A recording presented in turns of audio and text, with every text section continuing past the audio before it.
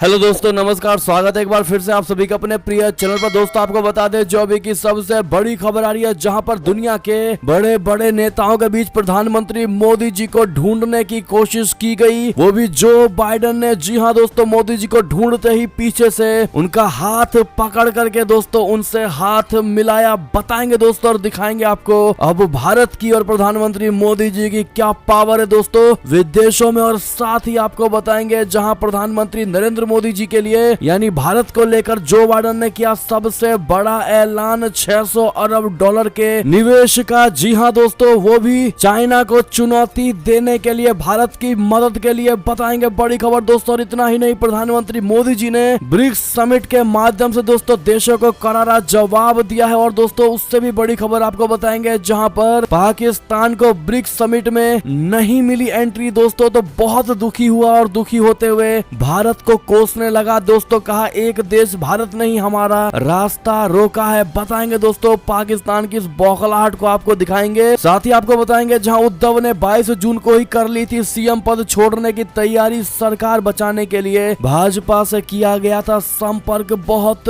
बड़ी खबर दोस्तों। और साथ ही आपको बताएंगे जहां पर प्रधानमंत्री किसान के लाभार्थियों को तगड़ा झटका लगा है, सरकार ने बंद कर दी है। ये बहुत बड़ी सुविधा दोस्तों, सभी किसानों पर पड़ेगा इसका सीधा असर। तो दोस्तों कौन सी वो सुविधा है जिसको बंद किया है सरकार ने, तो हर तरह की जानकारी हम आपको भी बताने वाले हैं दोस्तों आपके फायदे के लिए। तो आराम से बने रहेगा वीडियो के अंत तक। और अभी खबरों में आगे बढ़ने से पहले हमेशा की तरह मानते हैं कि मोदी जी हैं तो हर चीज संभव है। भारतीय सेना है तो अपना देश गर्व से जी रहा है दोस्तों। और आपको भी भारतीय होने पर शान है और मानते हैं कि भारत देश नंबर 1 देश और भारत की विदेश नीति सबसे बेस्ट है और सबसे टॉप की है। तो इस वीडियो को भी कर दीजिए लाइक, चैनल को कर दीजिए सब्सक्राइब, बेल आइकन दबाइए, साथ ही कमेंट बॉक्स में लिख दीजिएगा जय हिंद। जी हां दोस्तों, तो चलते हैं पहली और सबसे बड़ी खबर की तरफ, जहां दुनिया के बड़े नेताओं के बीच प्रधानमंत्री मोदी जी को ढूंढते हुए आए अमेरिका के राष्ट्रपति और पीछे से दी मोदी जी को थपकी। जी हां दोस्तों, प्रधानमंत्री नरेंद्र मोदी जी G7 की बैठक में शामिल होने के लिए जर्मनी के 2 दिवसीय दौरे पर हैं। आप सभी जानते हैं दोस्तों,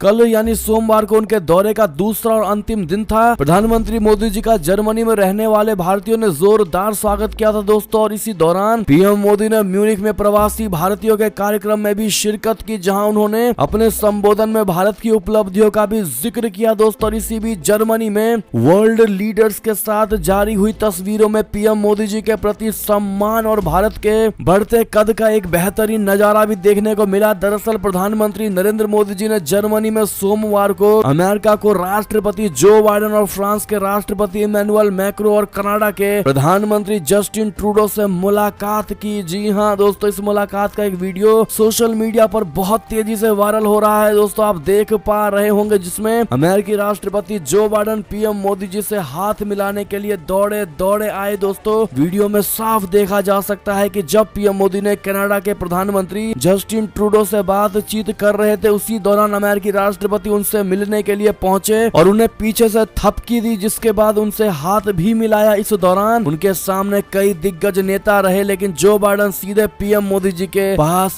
पहुंचे दोस्तों। रास्ते में जो बाइडेन का प्रधानमंत्री मोदी जी के साथ गर्मजोशी से मुलाकात दोस्तों, ये साफ दर्शाता है कि आज के समय में दोस्तों प्रधानमंत्री मोदी जी की विदेश में क्या वैल्यू है दोस्तों। और भारत का सर गर्व से ऊंचा हो गया है दोस्तों ये देख करके। ऐसे में हमें मोदी जी पर गर्व है ये कहना मत भूलिएगा दोस्तों। लॉन्ग लिव मोदी जी जरूर कहिएगा दोस्तों, क्योंकि आज भारत विदेश नीति में दोस्तों सबसे आगे नंबर 1 पहुंच चुका है, तो कहना मत भूलिएगा। और आप सभी से रिक्वेस्ट है वीडियो को शेयर करना मत भूलिएगा व्हाट्सएप, फेसबुक, ट्विटर पर दोस्तों। अगली खबर की बात करें, जहां चीन की BRI परियोजना को चुनौती देने के लिए होगा 600 अरब डॉलर का निवेश, भारत को लेकर जो बाइडेन का सबसे बड़ा ऐलान। जी हां दोस्तों, जर्मनी में हो रही G7 देशों के शिखर सम्मेलन में दूसरे दिन यूक्रेन रूस युद्ध के अलावा विकासशील देशों में ढांचागत परियोजनाओं का विकास, खाद्य सुरक्षा और आतंकवाद समेत विभिन्न महत्वपूर्ण वैश्विक मुद्दों पर चर्चा हुई दोस्तों। इस दौरान G7 के नेताओं ने विकासशील देशों में ढांचागत परियोजनाओं के विकास के लिए वित्त जुटाने पर भी चर्चा की। G7 नेताओं ने घोषणा की है कि इसके लिए साल 2027 तक 600 अरब डॉलर का वित्त जुटाया जाएगा। जी हां दोस्तों, इस दौरान जो बाइडेन ने भारत को लेकर कहा है कि अमेरिकी अंतरराष्ट्रीय विकास वित्त निगम यानी DFC, उद्यम पूंजी कोष यानी अमनी वोर agritech and climate sustainability fund 3 में $3 करोड़ का निवेश करेगा, जिसका इस्तेमाल भारत में कृषि, खाद्य प्रणाली, जलवायु एवं ग्रामीण अर्थव्यवस्था से जुड़े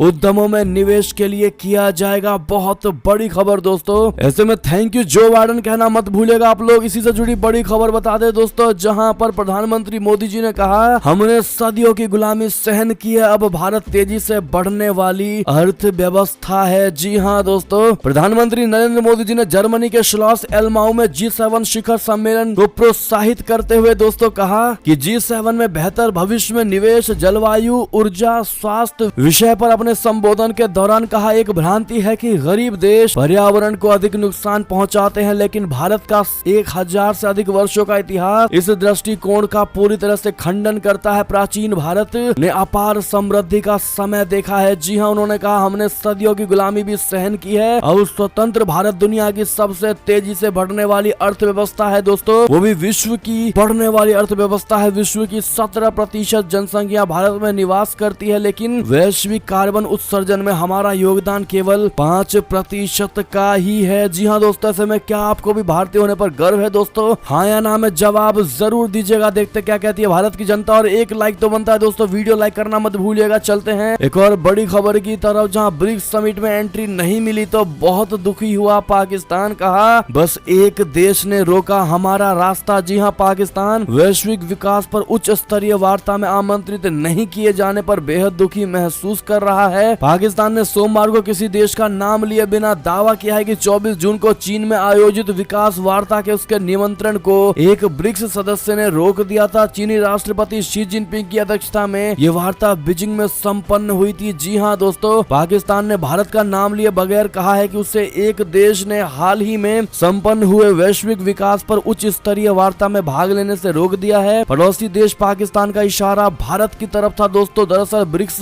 यानी ब्राजील, रशिया, भारत, चीन, दक्षिण अफ्रीका दुनिया के 5 सबसे बड़े विकासशील देशों का एक समूह है दोस्तों। इसकी हाल ही में एक वर्चुअल समिट हुई थी। पाकिस्तान का कहना है कि इस समिट में एक गैर सदस्य देश के तौर पर पाकिस्तान को भी भाग लेना था, लेकिन एक देश के कहने पर उसे इसमें भाग नहीं लेने दिया गया। पाकिस्तान के विदेश विभाग ने सोमवार को पुष्टि करते हुए कहा कि 5 देशों के शिखर सम्मेलन ब्रिक्स के एक सदस्य ने गैर सदस्य देशों के लिए बातचीत में पाकिस्तान की भागीदारी को ब्लॉक कर दिया था। यानी कि सीधा सीधा इशारा दोस्तों भारत की तरफ पाकिस्तान का है। और आखिर हो भी क्यों ना दोस्तों, आतंकवाद को पालने वाले देश को कैसे कोई देश ब्रिक्स समिट में शामिल होने दे सकता है? ऐसे में दोस्तों पाकिस्तान के इस बौखलाहट को अगर आप भी फर्जी मानते हैं दोस्तों तो राय सुझाव जरूर दीजिएगा। बढ़ते हैं एक और बड़ी खबर की ओर, जहां पर आधी रात को पाकिस्तान की ओर से भारत में घुसपैठ की बड़ी कोशिश, बीएसएफ के जवान ने चलाई 3 गोली, सुबह मिली लाश। बड़ी खबर, रविवार सोमवार की दरमियानी रात जम्मू कश्मीर में पाकिस्तान से लगी अंतरराष्ट्रीय सीमा पर घुसपैठ की कोशिश हुई दोस्तों। एक घुसपैठिया पाकिस्तान की ओर से भारत में घुसपैठ के लिए बढ़ गया। सीमा की रक्षा के लिए तैनात बीएसएफ के जवानों ने उसे चेतावनी दी, लेकिन वो नहीं रुका। इसके बाद उसे मार गिराया गया दोस्तों। घटना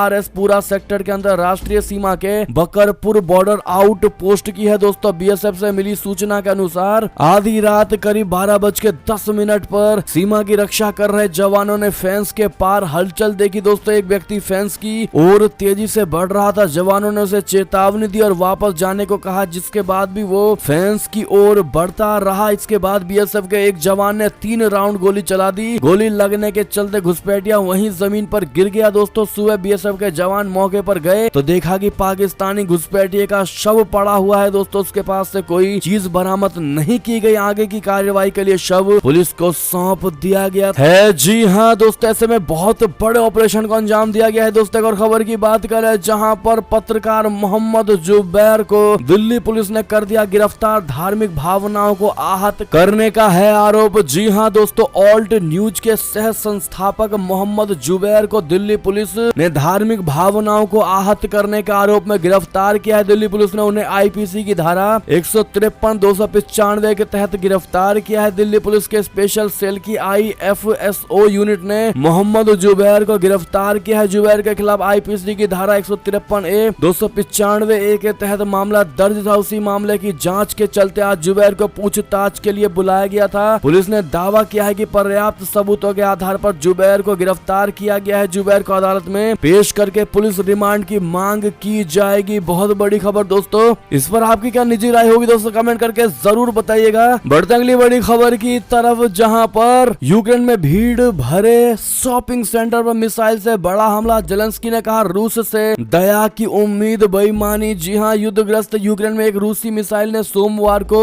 एक शॉपिंग सेंटर को निशाना बनाया है। दोस्तों, यूक्रेन के राष्ट्रपति व्लादिमीर जेलेंस्की के मुताबिक ये हमला मध्य यूक्रेनी शहर क्रेमचुक में हुआ है। दोस्तों, उन्होंने कहा कि जिस वक्त ये हमला हुआ वहां पर 1000 से ज्यादा लोग थे। हालांकि उन्होंने मौतों के बारे में कोई जानकारी नहीं दी, लेकिन यह जरूर कहा कि पीड़ितों की संख्या का अनुमान लगाना असंभव है। ताजा जानकारी के मुताबिक इस हमले में 10 लोगों की मौत हुई है दोस्तों, तो वहीं 40 लोग घायल हुए हैं। जेलेंस्की ने टेलीग्राम पर लिखा कि रूस से किसी तरह की दयालुता का या मानवता की उम्मीद करना बेईमानी है। जी हां दोस्तों, तो वहीं शहर के मेयर विताली मेलेस्की ने भी कहा कि इस हमले से कई मौतें हुई हैं। अगली खबर की बात करें दोस्तों, जहां पर अमेरिका के इस हथियार ने यूक्रेन में रूस को दी है गहरी चोट। पहले ही हमले में कर्नल समेत 40 सैनिकों की मौत। जी हां, यूक्रेन ने अमेरिका से मिले हाइमार्स रॉकेट सिस्टम के पहले ही हमले में रूसी सेना को तगड़ी चोट पहुंचा दी है। दोस्तों, पूर्वी यूक्रेन में इस रॉकेट सिस्टम की चपेट में आने से रूसी सेना के 56वें कर्नल समेत 40 सैनिकों की मौत का दावा किया गया है। द सन की रिपोर्ट के अनुसार यूक्रेनी सेना ने हिमार्स रॉकेट सिस्टम के जरिए शुक्रवार रात को पूर्वी यूक्रेन के एक अज्ञात इलाके में रूसी सैन्य टुकड़ी को निशाना बनाया था। इस हमले में रूसी सेना के 49 वर्षीय paratrooper commander colonel Andrei Vasiliev की मौत हो गई। वे रूस के 56वें कर्नल है जिनकी यूक्रेन के साथ जारी जंग में मौत हुई है। जी हां दोस्तों, अमेरिका के इसी रॉकेट सिस्टम के एक अन्य हमले में यूक्रेन के खार्किव में रूसी सेना के 40 सैनिकों के मारे जाने की भी खबर है। दोस्तों, चलते हैं एक और बड़ी खबर की तरफ, जहां भारत के जम्मू कश्मीर प्लान से बौखलाया पाकिस्तान। G20 देशों से लगाएगा गुहार। जी हां दोस्तों, क्या है पूरा मामला बता दे। भारत के जम्मू कश्मीर में G20 देशों की बैठक आयोजित करने की योजना से पाकिस्तान बौखला गया है। दोस्तों, इसके खिलाफ पाकिस्तान अब G20 के उन देशों से गुहार लगाने जा रहा है जिसके इस्लामाबाद से अच्छे संबंध है। पाकिस्तान चाहता है कि G20 देश भारत पर दबाव डालें कि वो जम्मू कश्मीर में इस समूह की कुछ बैठकें या कार्यक्रम नहीं आयोजित करे। भारत में अगले साल G20 का शिखर सम्मेलन होने जा रहा है और इसके कुछ कार्यक्रम जम्मू कश्मीर में आयोजित किए जाएंगे। बहुत बड़ी खबर दोस्तों, भारत इस साल G20 देशों के समूह का अध्यक्ष बन जाएगा। भारत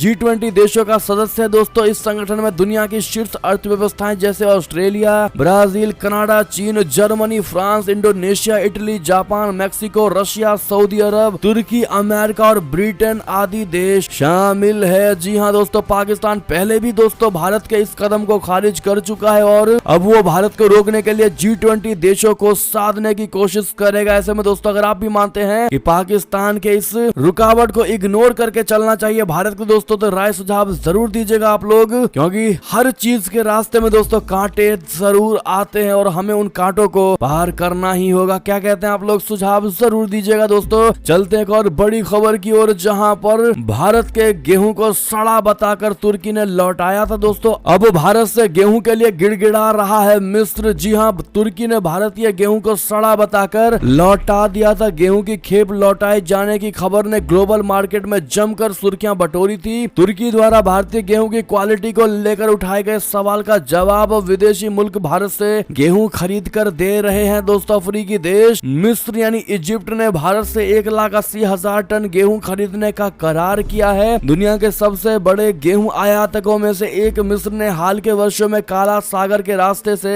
ज्यादातर अपने अनाज खरीदे हैं, लेकिन रशिया और यूक्रेन के बीच जारी जंग की वजह से अब उसे मुश्किलों का सामना करना पड़ रहा है। दोस्तों, रशिया यूक्रेन जंग की वजह से गेहूं के इंपोर्ट की लागत भी बढ़ गई है। दोस्तों, ऐसे में इसे कहते हैं भारत के साथ हेकड़ी दिखाने वाले को दोस्तों भारत करारा जवाब देता है दोस्तों, और अब खुद भारत से गेहूं की डिमांड के लिए गिड़गिड़ा रहा है इजिप्ट। ऐसे में आपकी क्या राय होगी दोस्तों, सुझाव जरूर दीजिएगा। एक और बड़ी खबर की बात करें दोस्तों, जहां रशिया के खिलाफ नई पाबंदियों की तैयारी में है G7 का देश। यूक्रेन की मदद के लिए जेलेंस्की के साथ की चर्चा। जी हां दोस्तों, दुनिया की 7 बड़ी अर्थव्यवस्था वाले देशों के नेताओं ने सोमवार को यूक्रेन के राष्ट्रपति व्लादिमीर जेलेंस्की के साथ वीडियो लिंक के जरिए बातचीत की और यूक्रेन के पुनर्निर्माण में मदद के लिए प्रतिबद्धता जताते हुए रूसी तेल के मूल्यों पर अंकुश लगाने, रशिया के सामान पर शुल्क बढ़ाने तथा नई पाबंदियां लगाने के इरादे जताए। अमेरिका भी रूस के खिलाफ जंग में मदद के लिए यूक्रेन को सतह से हवा में मार करने वाली मिसाइल प्रणाली देने की घोषणा करने वाला है। इसके साथ G7 के नेता रशिया के खिलाफ कुछ नई पाबंदियों की घोषणा कर सकते हैं। तो वहीं जेलेंस्की ने चिंता जताई है कि पश्चिमी देश युद्ध लंबा चलने के कारण थक चुके हैं। जी हाँ दोस्तों, बढ़ते हैं दोस्तों और बड़ी खबर की ओर, जहां यूक्रेन युद्ध शुरू होने के बाद पहली बार रशिया से बाहर निकलेंगे पुतिन। आखिर कौन से देश का करेंगे दौरा, हम आपको बताते हैं दोस्तों। जहां पर रूस के राष्ट्रपति व्लादिमीर पुतिन इस हफ्ते मध्य एशिया के 2 पूर्व सोवियत देशों का दौरा करेंगे दोस्तों। रशिया की सरकारी मीडिया के अनुसार यूक्रेन पर आक्रमण का आदेश देने के बाद ये व्लादिमीर पुतिन की पहली विदेश यात्रा होगी दोस्तों। पुतिन ने 24 फरवरी को स्पेशल मिलिट्री ऑपरेशन का नाम देकर यूक्रेन के खिलाफ सैन्य कार्रवाई का ऐलान किया था। तब से लेकर आज तक दोनों देशों के बीच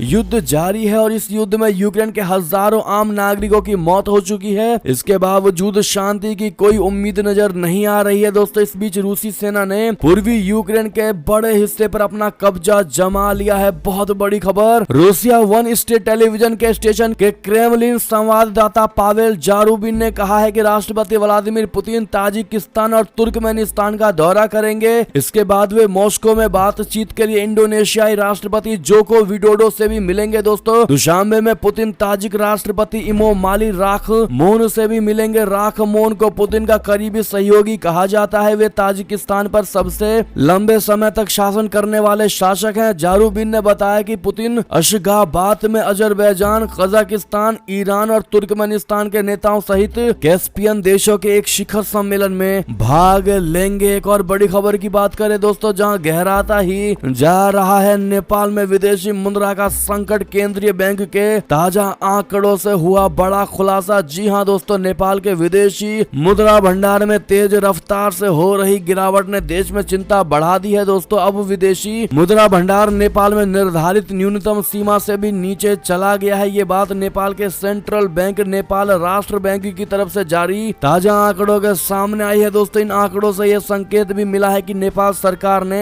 आयात नियंत्रित करने के जो कदम हाल के महीनों में उठाए उनसे अपेक्षित लाभ नहीं हो रहा है। जी हाँ, ताजा आंकड़ों के मुताबिक नेपाल के पास अब सिर्फ 6 महीने के आयात का बिल चुकाने लायक ही विदेशी मुद्रा बचा है, जबकि नेपाल में तय लक्ष्य ये है कि भंडार में कम से कम 7 महीने का बिल चुकाने लायक मुद्रा हमेशा रहे। और बड़ी खबर की बात करें दोस्तों, जहां पर श्रीलंका से भी बड़ी खबर दोस्तों, जहां श्रीलंका में 2 सप्ताह तक डीजल पेट्रोल की बिक्री पर रोक लगा दी गई है दोस्तों। आर्थिक संकट और ज्यादा गहरा आ गया है। बता दें, नकदी की कमी से जूझ रहे श्रीलंका ने आवश्यक सेवाओं को छोड़कर सभी ईंधन की बिक्री पर 2 सप्ताह के लिए रोक लगाने की घोषणा कर दी है दोस्तों। इसके अलावा प्राइवेट सेक्टर की कंपनियों से कहा कि वे वर्क फ्रॉम होम करें क्योंकि तेल की सप्लाई नहीं आ रही है। सरकार के प्रवक्ता बंदुला गुणवर्धन ने कहा कि आज आधी रात से स्वास्थ्य क्षेत्र जैसी आवश्यक सेवाओं को छोड़कर किसी को भी ईंधन नहीं बेचा जाएगा। हम अपने पास मौजूद थोड़े से भंडार को संरक्षित करना चाहते हैं। इससे पहले दिन में खबरें आई थी कि श्रीलंका में ईंधन बिल्कुल खत्म हो चुका है। अब आप समझ पा रहे होंगे दोस्तों कि श्रीलंका में क्या स्थिति होगी। एक और खबर की बात करें, जहां पर जर्मनी में भी प्रधानमंत्री मोदी जी का जलवा। G7 समिट में फ्रांसीसी राष्ट्रपति इमैनुअल मैक्रों के साथ चाय पर की चर्चा। जी हां दोस्तों, प्रधानमंत्री मोदी जी ने सोमवार को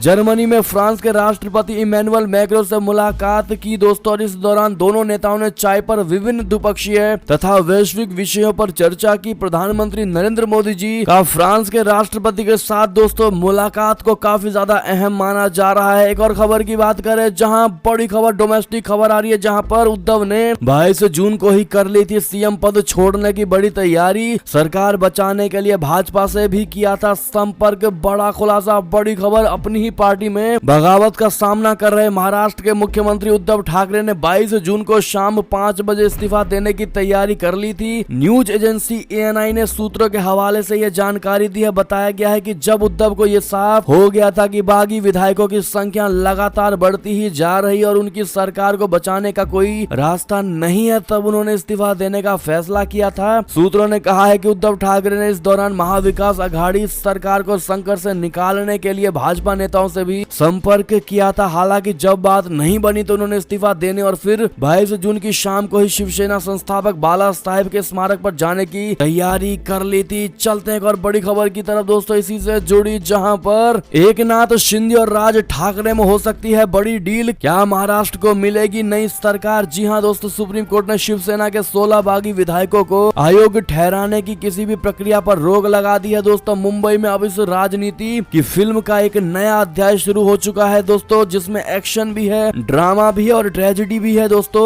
और साथ में कॉमेडी भी है। जी हाँ, कॉमेडी ये है कि शिवसेना में ठाकरे परिवार का साथ देने वाले नेताओं की संख्या ऐसे घट रही है जैसे पिछले दिनों तक देश में कोरोना के केस तेजी से कम हो रहे थे। हम आपको बताएंगे कि एक हफ्ता बीत जाने के बाद भी महाराष्ट्र में उद्धव ठाकरे की सरकार क्यों नहीं गिरी। दूसरी तरफ ऐसी खबरें हैं कि एकनाथ शिंदे और एमएनएस के नेता राज ठाकरे के बीच जल्द कोई डील हो सकती है, जिसके तहत शिवसेना के बागी विधायकों का विलय एमएनएस पार्टी में हो सकता है। क्या इस डील से महाराष्ट्र को नई सरकार मिलेगी? जी हाँ दोस्तों, एंटी डिफेक्शन लॉ के तहत उनके पास किसी और पार्टी में विलय करने का विकल्प होगा, यानी वो इन विधायकों के साथ मिलकर अपना अलग गुट नहीं बना सकते हैं दोस्तों, बल्कि उन्हें किसी और पार्टी में शामिल होना होगा। ये पार्टी राज ठाकरे की एमएनएस हो सकती है दोस्तों। हमें पता चला है कि एकनाथ शिंदे बागी विधायकों के साथ एमएनएस में विलय करने पर विचार कर रहे हैं। अगर ऐसा होता है तो महाराष्ट्र का राजनीतिक खेल काफी उलझ जाएगा, क्योंकि ऐसी स्थिति में बीजेपी को सरकार बनाने के लिए एमएनएस के साथ गठबंधन करना पड़ेगा। बहुत बड़ी खबर दोस्तों, ऐसे में महाराष्ट्र में जो अभी राजनीति चल रही है दोस्तों, उसको आप किस नजरिए से देखते हैं और आपकी इस पर क्या राय होगी दोस्तों? एमएनएस के साथ शिंदे गुट जाएगा दोस्तों, हाँ या ना में जवाब आप लोग जरूर दीजिएगा। हमने अपना विश्लेषण आपको बता दिया है। चलते हैं एक और बड़ी खबर की तरफ, जहां पर आखिर चल गया योगी जी का बुलडोजर, स्विमिंग पूल समेत पूरा फार्म हाउस जमींदोज। जी हां, कार्रवाई से मचा हड़कंप। बता दें, उत्तर प्रदेश के सहारनपुर में खनन माफिया हाजी इकबाल गिरोह के सदस्य हिस्ट्री शीटर और 10 से अधिक मामलों में वांछित आरोपी सन्नी नागपाल की संपत्ति पर सोमवार को पुलिस प्रशासन की मौजूदगी में एसडीए का बुलडोजर चला दोस्तों। जनता रोड पर करीब 1500 गज में सन्नी नागपाल के फार्म हाउस को जमींदोज कर दिया गया। फार्म हाउस में बने स्विमिंग पूल को भी ध्वस्त कर दिया गया और इस कार्रवाई से हड़कंप मचा रहा। बड़ी खबर दोस्तों, एक और खबर की बात करें, जहां राष्ट्रपति चुनाव में यशवंत सिन्हा को बीजेपी के इन नेताओं से हो सकता है बड़ा फायदा। विपक्ष ने भी कस ली है कमर। जी हां, राष्ट्रपति चुनाव में विपक्ष के साझा उम्मीदवार यशवंत सिन्हा ने सोमवार को कहा है कि वो समर्थन के लिए भाजपा में अपने पुराने साथियों से संपर्क साधने का प्रयास करेंगे। उन्होंने ये उम्मीद भी जताई है कि उनकी उम्मीदवारी को लेकर दिख रही विपक्षी एकजुटता 2024 के लोकसभा चुनाव तक कायम रहेगी दोस्तों। सिन्हा ने यहाँ संवाददाताओं से बातचीत में राष्ट्रीय जनतांत्रिक गठबंधन की उम्मीदवार द्रौपदी मुर्मू को प्रतीकात्मक राजनीति का हिस्सा करार दिया और कहा कि वो पिछड़े समुदायों के कल्याण के संदर्भ में मोदी सरकार के ट्रैक रिकॉर्ड पर चुनाव लड़ेंगे। उन्होंने भाजपा पर निशाना साधते हुए कहा कि प्रधानमंत्री नरेंद्र मोदी जी के शासन में भाजपा में आंतरिक लोकतंत्र का अभाव है। उन्होंने कहा, मैं जिस भाजपा का हिस्सा था उसमें आंतरिक लोकतंत्र था, मौजूदा भाजपा में आंतरिक लोकतंत्र का अभाव है। ऐसे में दोस्तों आप क्या कहना चाहेंगे, कमेंट करके जरूर बताइएगा। और अगला राष्ट्रपति कौन होना चाहिए दोस्तों आपके हिसाब से, बताना मत भूलिएगा दोस्तों। एक और बड़ी खबर की बात करें, जहां पर बीजेपी छोड़कर टीएमसी में शामिल हुए मुकुल रॉय ने विधानसभा के पीएससी चेयरमैन से दिया इस्तीफा। बीजेपी ने किया था इसका पहले विरोध। जी हां, बंगाल बीजेपी छोड़कर टीएमसी में शामिल हुए विधायक मुकुल रॉय ने सोमवार को विधानसभा में लोक लेखा समिति यानी पीएससी के अध्यक्ष पद से इस्तीफा दे दिया है दोस्तों। मुकुल रॉय ने विधानसभा अध्यक्ष विमान बनर्जी के ईमेल भेजकर इस्तीफा भेजा है। आपको बता दें कि विधानसभा में लोक लेखा समिति का अध्यक्ष पद प्रायः ही विरोधी दल के विधायक को दे दिया जाता है, लेकिन टीएमसी में शामिल होने के बाद भी ये पद बीजेपी विधायक के रूप में मुकुल रॉय को दिया गया था दोस्तों। इसका बीजेपी ने विरोध किया था और अदालत में चुनौती दी थी। एक और खबर की बात करें, जहां पीएम किसान के लाभार्थियों को तगड़ा झटका, सरकार ने बंद कर दी है बहुत बड़ी सुविधा, सभी किसानों पर पड़ेगा इसका सीधा असर। जी हां, प्रधानमंत्री नरेंद्र मोदी जी ने पीएम किसान योजना के तहत किसानों के खाते में नए साल के पहले दिन 11वीं किस्त के 2000 रुपए ट्रांसफर कर चुके हैं। सरकार ने पीएम किसान सम्मान निधि योजना 2022 में बड़ा बदलाव किया, जिसका असर 12 करोड़ से अधिक रजिस्टर्ड किसानों पर पड़ेगा। दरअसल अब किसानों से बड़ी सुविधा छिन गई है दोस्तों। आपको बता दें सरकार ने इस पर क्या बदलाव किया है। दरअसल अब कोई किसान पोर्टल पर जाकर आधार नंबर से अपना स्टेटस नहीं देख सकता है दोस्तों। अब किसानों को स्टेटस देखने के लिए रजिस्टर्ड मोबाइल नंबर डालना अनिवार्य हो गया है। गौरतलब है कि पहले ये नियम था कि किसान अपना आधार या मोबाइल नंबर कुछ भी डालकर स्टेटस चेक कर सकते थे। इसके बाद ये नियम आया है कि किसान मोबाइल नंबर मात्र से ही नहीं बल्कि आधार नंबर से ही स्टेटस देख सकते हैं। अब नए नियम के तहत किसान आधार नंबर से नहीं बल्कि मोबाइल नंबर से ही स्टेटस देख पाएंगे। बहुत बड़ी खबर। और इसका क्या है प्रोसेस दोस्तों, हमने स्क्रीन पर दे दिया है, आप देख पा रहे होंगे। और इसी इसी बीच दोस्तों ये थी अब तक की सारी बड़ी खबरें। आपको हमारी खबर कैसी लगी? आशा करता हूँ बहुत अच्छी लगी होगी दोस्तों। अगर थोड़ी भी अच्छी लगी है तो इस वीडियो को भी अपने भाई बंधुओं में व्हाट्सएप, फेसबुक, ट्विटर के जरिए पूरे भारत में शेयर करना बिल्कुल मत भूलिएगा दोस्तों। और अभी कर दीजिए इस वीडियो को लाइक, चैनल को कर दीजिए सब्सक्राइब, बेल आइकन दबाइए, साथ ही कमेंट बॉक्स में लिख दीजिएगा जय हिंद जय भारत। तो मिलते हैं आप अगली बड़ी खबर में दोस्तों, तब तक अपना ख्याल रखिएगा। आप सभी का बहुत बहुत धन्यवाद दोस्तों साथ देने के लिए, साथ बने रहने के लिए। और खबरों का सिलसिला लगातार हमारे चैनल पर जारी है, तो अपडेट रहना बिल्कुल मत भूलिएगा दोस्तों। अगली बड़ी खबर का इंतजार करिएगा। हम मिलते हैं आप अगली बड़ी खबर में, तब तक के लिए बहुत बहुत धन्यवाद। जय हिंद जय भारत, जय श्री राम, वंदे मातरम, हर हर महादेव।